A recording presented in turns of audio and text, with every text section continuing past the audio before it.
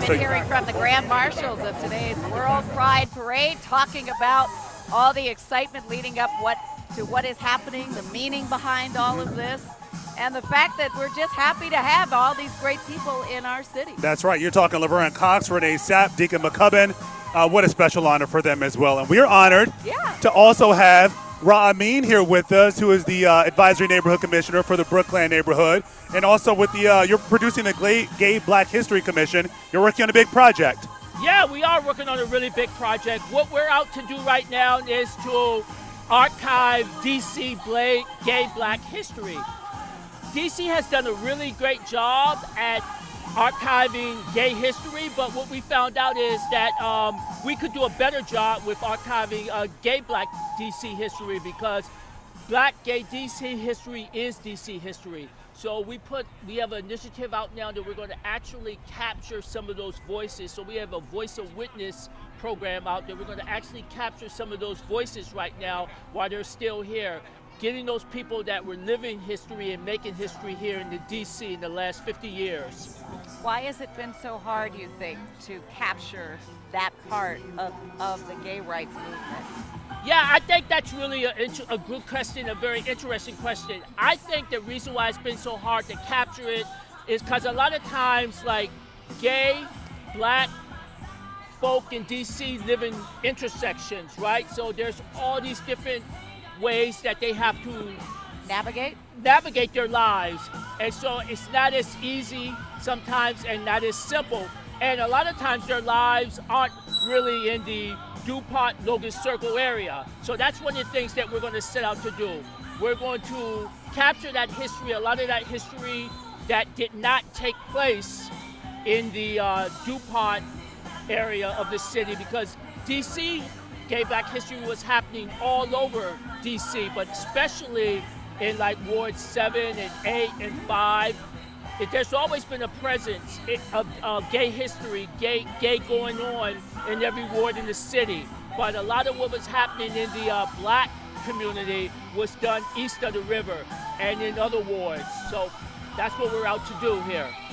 You've been talking to folks right now about this history. So is there a common thread? Are you hearing some of the same, I guess, sentiments from the past from these folks you're talking to? Yeah, I think one of the things that we're finding out here is that, one, that the community came together a lot of times out of necessity, and other than that, they came together just because out of convenience. You know, if your life is happening on another part of the city, it becomes inconvenient to travel all the way across the city, whether it's to participate in things socially, culturally, business-wise. So it was imperative that Gay Black D.C. started their own things, whether it was taking care of their own, supporting their own businesses, how they socialize, how they worship, how they, found employment, all of those things. It's important for people who have contributed to history to have their voices heard. And it's important for you to make sure that members of the Gay Black D.C. community actually get to be the ones who tell the story. Yeah, absolutely, and especially now, because what we're looking at is the last 50 or 60 years, especially since home rule started. So what we're looking at is those people that were here from the almost from the beginning of D.C.'s home rule history, and we have a few of those voices actually left, and we want to make sure that we get those voices, those stories from the people that were actually here making the history, so those people that was witnessing the history and that directly involved in the history. So that's why the timing of this project is very important right now. What does this mean for you personally? Why were you so compelled to document and preserve this history? Yeah, I really love that question. I think why it became very important to me is because, one, I'm a historian, I'm an oral historian, and I'm a storyteller. And some of the things I love DC, I love black history, I love DC black history, and I love DC gay black history. But what I started to notice is that it wasn't a large archive, it wasn't a large record of DC gay black history, and the folks that were actually telling some of the stories of DC gay black history were not necessarily gay black DC native people. So that's why it became a mission for me to actually get some of those, identify some of those voices, because I knew some of those voices. Some of those voices were around when I was a young man coming out in D.C. So I reached out to people, reached out to my colleagues, and we took on this initiative. This is a relatively new commission, this Gay Black History Commission. And what do you want people to know, and how can they support and contribute in some way to this? Yeah, well, we want people to know that gay black history is DC history, and gay black people have been in DC from its beginning. And how you can help us with that is help us identify those people that may not be getting out and around as much, people that may not be participating in organizing or social circles as much as they used to. If you know those people, you can reach out to us. You can reach out to us through the Rainbow History Project. You can reach out to us. We're looking for those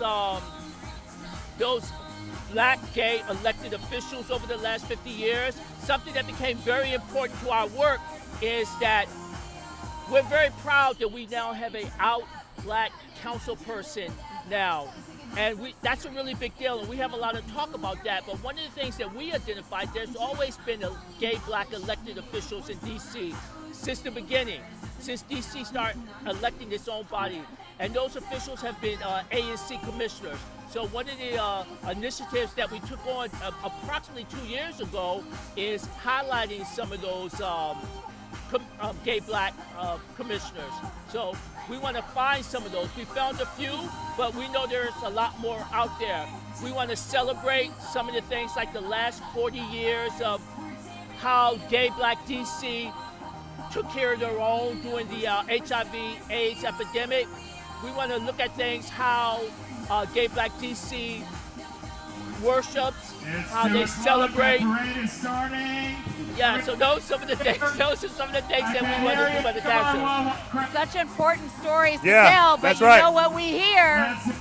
We hear the main event is getting ready to get started.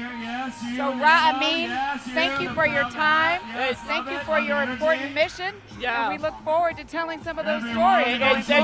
Thank you for talking to us. Thank you.